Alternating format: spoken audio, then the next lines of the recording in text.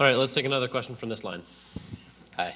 There's a lot of talk about the burden of proof, and I just wanted to point out firstly that you cannot prove the non-existence of a thing, and naturalists accept this.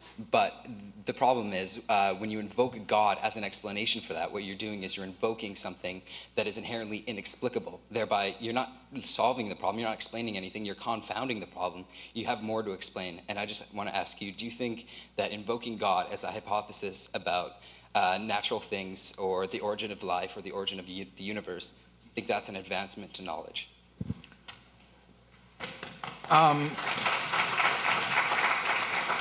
Now, repeat the first part of the question again, because I disagreed with what you said there.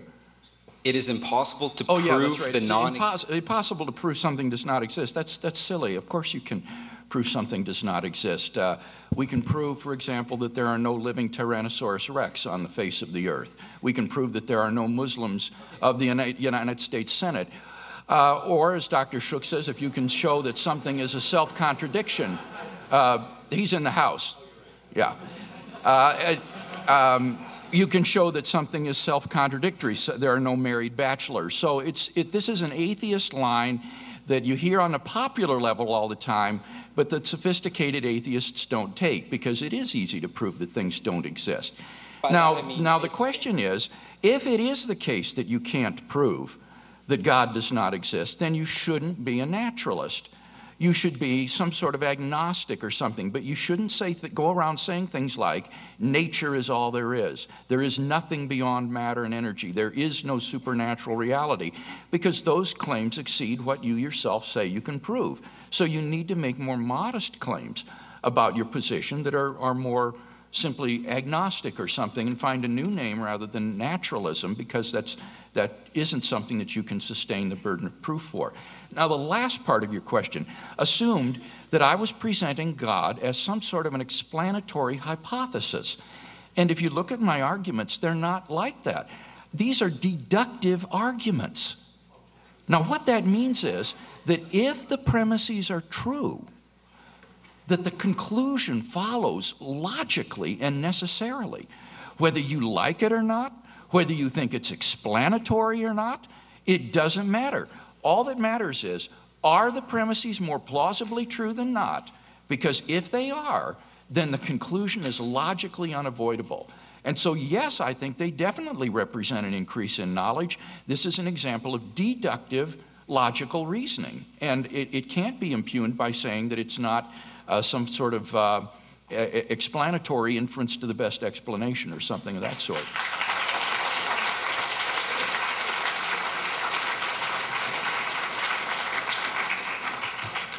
Take it away. Similar question for Dr. Shook about the burden of proof. Much of your argument seems to, in your opening statement, seems to rest on the notion that naturalism, in the sense that the physical world is all there is a default position. You also stated that we should stick with what we know.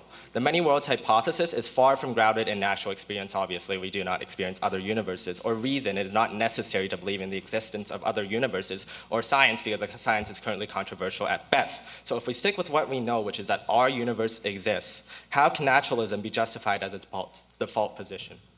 You've mistaken my argument and misstated it crucially. My initial premise is not nature is all that exists. My first premise is that nature exists. And if you doubt that, check your sanity. The conclusion is that nature is the only thing that can be reasonably believed in.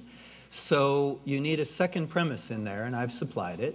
Namely, all the arguments given by supernaturalists about her existence, thank you very much, wherever you were. She thanks you as well. All of these bridges to some unknowable darkness out there fail. So you have two premises and a conclusion. It is of the deductive form. We're clarifying forms now. The second point that you wanted to make was this business. If you could repeat it again so I get it accurately, you mentioned fine-tuning, and you wanted... Well, if we stick with what we know and that our universe exists, how can naturalism be justified as a default position? Naturalism, well, I think I've managed to answer it. Naturalism stands as not a default position, but as I tried to mention earlier, the conservative position. If you follow the argument out to its conclusion, reasoning should be conservative, believe only those things for which you have adequate evidence and argument for, because the supernaturalist arguments, as I've argued, don't carry the weight. Then the conclusion is, the default position is believe what you've already started out believing in, namely natural existence. Did I answer your question? Yeah, I don't disagree, obviously, that nature is all that exists. I mean, nature exists, but then nature exists is different from nature is all that exists. Oh, I quite agree. One is the premise, the other is the conclusion. I think we've discriminated them. Thank you.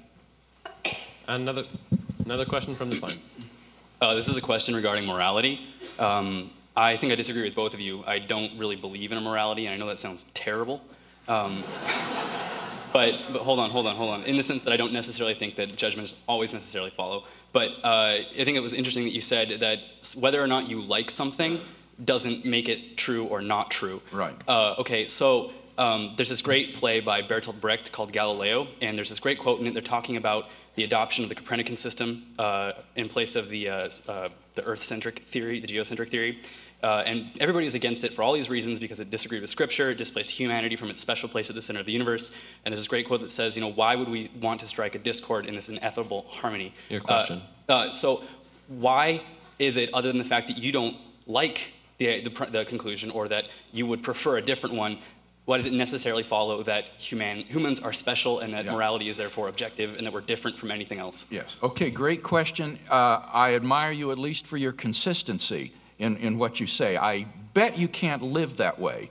I think when you interact with other people, you will treat them in ways that would not be consistent with saying that it's morally neutral whether you betray them or befriend them. I think it's impossible to live as though other people do not have intrinsic moral value, unless you're psychopathic. But, and I'm not suggesting you are, of course. But to get to your question, I was careful in the way I framed my argument.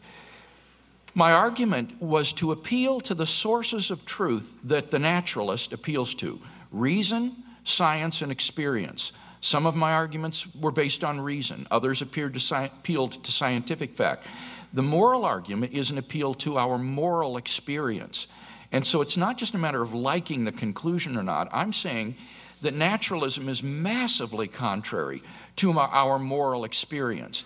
And I don't see any reason to think that our moral experience is delusory or illusory. I think that in our moral experience, we do apprehend moral oughts. We ought to do this or we ought not to do that. We apprehend a distinction between good and evil. And I see no reason to think that delusory. On the naturalist view, we ought to pay attention to our moral experience and take it seriously. And if we do, then I think we'll see that the moralist is wrong when he says that moral values are just relative to individuals, societies, or whatever, that it's merely a set of recommendations for achieving certain goals or desires. And so if you agree with me on that, if you follow my suggestion that moral experience does point in this direction, then you'll accept the second premise of the moral argument, from which it will follow then deductively that God exists.